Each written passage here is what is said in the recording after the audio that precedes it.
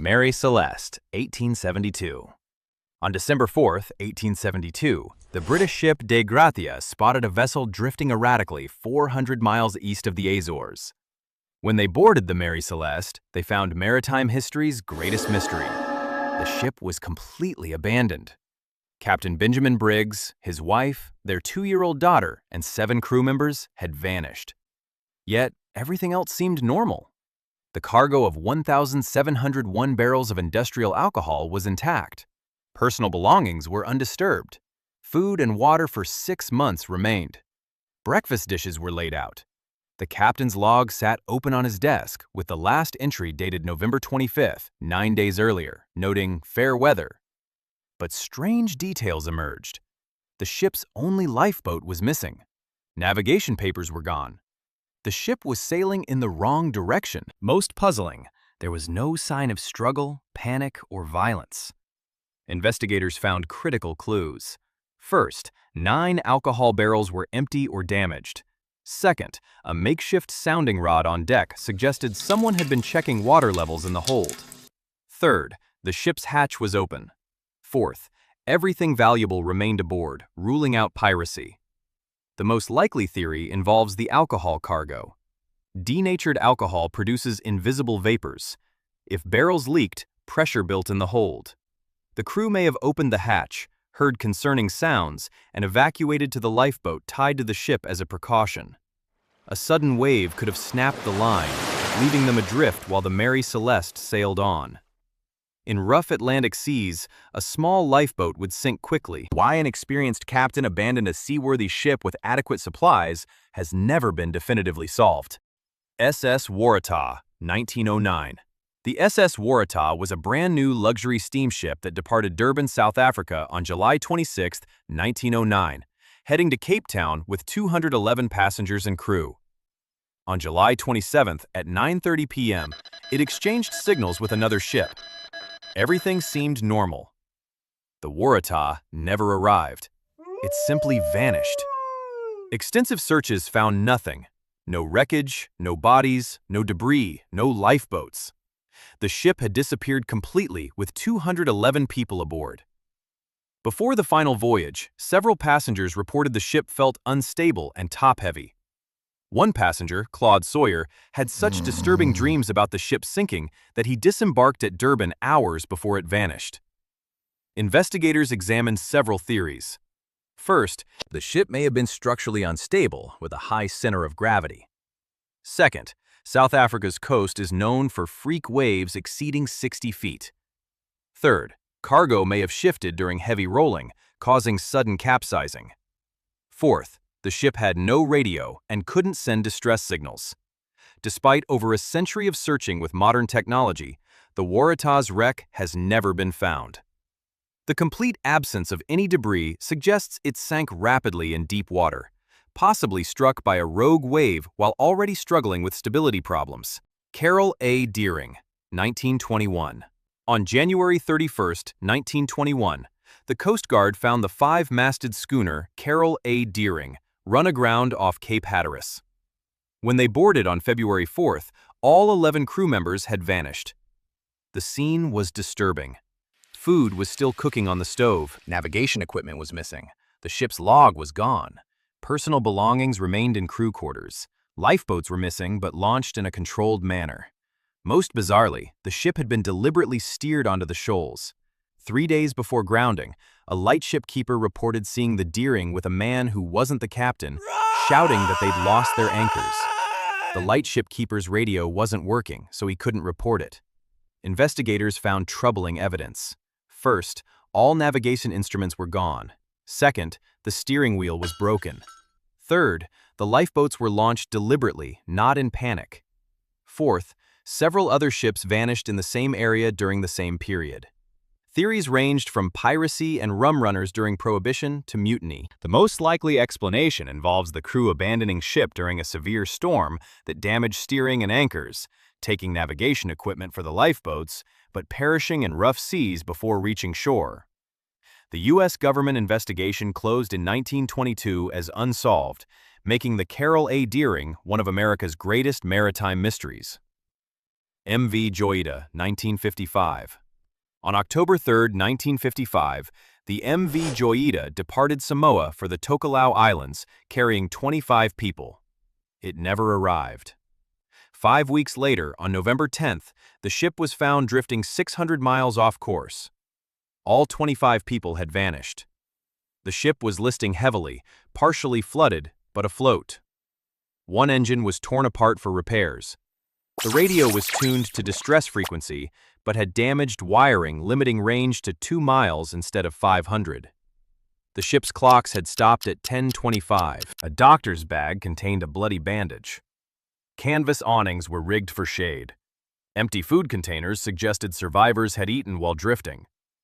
The ship's logbook, sextant, and firearms were missing. The investigation revealed critical failures. First, the port engine had failed. Second, severe flooding caused the list. Third, the auxiliary pump was dismantled for cleaning and couldn't remove water.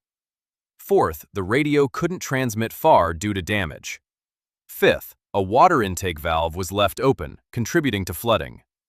The most likely explanation: the ship developed engine failure and began flooding. With the pump disabled and radio damaged, the crew may have transferred to a passing vessel, believing the Joyita would sink. But the ship's cork insulation kept it afloat, while those who abandoned it perished. The fate of 25 people remains unsolved. SS Baychimo, 1931. The SS Baychimo became trapped in Arctic pack ice near Alaska in October 1931. The crew abandoned ship and camped on the ice. On November 24th, a massive blizzard struck. When it cleared, the ship had vanished. Days later, an Inuit hunter spotted it drifting free 45 miles away. The crew retrieved valuable furs and abandoned the damaged ship, believing it would sink. Instead, the Baychimo began a 38-year journey as a ghost ship. For nearly 4 decades, sailors and pilots regularly reported sightings. In 1932, trapped in ice, salvagers tried to claim it, but storms drove them back. In 1933, boarded by Inuit travelers who sheltered inside. In 1935, sighted off British Columbia.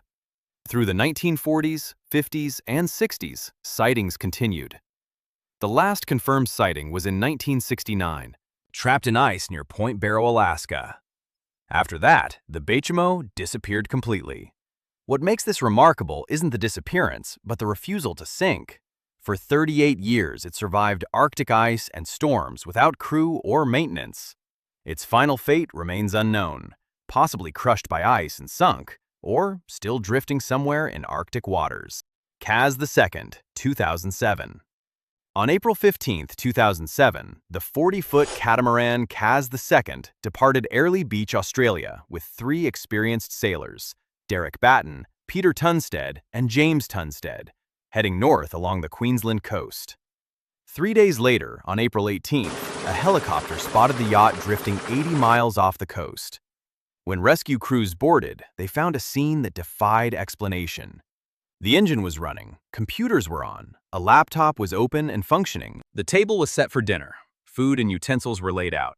Fishing lines were still in the water with bait attached. Life jackets and emergency equipment were stowed properly. The ship's radio was functional. Emergency beacons were unused. All 3 men had vanished without a trace. There was no sign of struggle, no distress call, no indication of panic. Personal belongings, including wallets, phones, and clothes, remained aboard. The GPS showed the yacht had been zigzagging along the coast in a pattern suggesting no one was steering. Investigators found perplexing details. First, the vessel's emergency positioning beacon had not been activated. Second, all safety equipment was still aboard. Third, the boat showed no damage or mechanical failure. Fourth, weather conditions had been calm. Fifth, one of the sails was shredded, possibly from dragging in the water. Sixth, the yacht's canopy was damaged. The most accepted theory suggests one man went overboard, possibly while handling the damaged sail. The other 2 jumped in to rescue him without grabbing flotation devices or stopping the engine. With the boat still moving under engine power and no one aboard to stop it, all 3 were left behind and drowned. The yacht continued drifting with engine running until discovered. An extensive search of the area found no bodies. The the mystery of how three experienced sailors could vanish from a functioning yacht in calm weather remains one of Australia's most baffling maritime disappearances. Bermuda Triangle ships.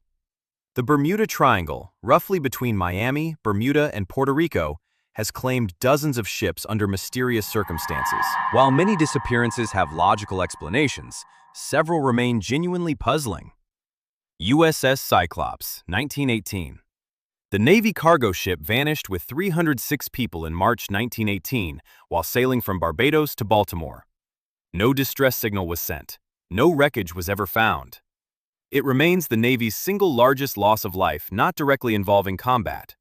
Theories include structural failure, German submarine attack, or methane gas eruptions from the seafloor.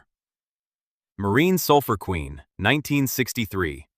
This tanker carrying molten sulfur departed Texas for Virginia with 39 crew.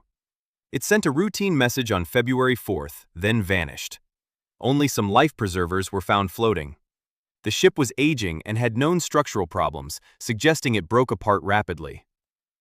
El Faro, 2015. The cargo ship sank during Hurricane Joaquin with 33 crew.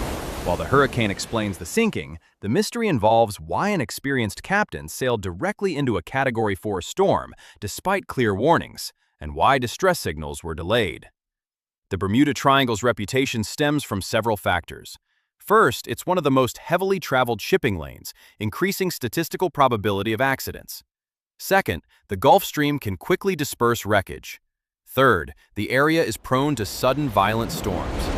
Fourth, deep ocean trenches mean sunken ships are difficult to locate.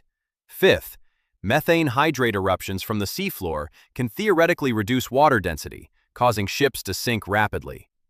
Most mysterious triangle disappearances have mundane explanations involving weather, human error, or mechanical failure. The genuine mysteries involve ships that vanished in calm weather with experienced crews and no apparent cause. Edmund Fitzgerald, 1975. On November 10, 1975, the SS Edmund Fitzgerald, one of the Great Lakes' largest cargo ships, departed Superior, Wisconsin carrying 26,116 tons of iron ore, bound for Detroit. Captain Ernest McSorley commanded a crew of 29. The forecast showed a storm approaching, but the Fitzgerald had sailed through worse. By evening, the ship was crossing Lake Superior in a massive storm with 35-foot waves and winds exceeding 50 miles per hour. At 7:10 p.m., the Fitzgerald radioed another ship reporting, "We are holding our own." Minutes later, at approximately 7:15 p.m., the ship vanished from radar. No distress call was sent. No survivors were found. The Fitzgerald had sunk in 530 feet of water, taking all 29 crew to their deaths. When divers reached the wreck, they found the ship broken in two pieces. The bow and stern sections lay 170 feet apart. Both sections showed catastrophic structural damage. But what caused one of the most seaworthy ships on the Great Lakes to sink so quickly remained disputed. The investigation revealed several possibilities.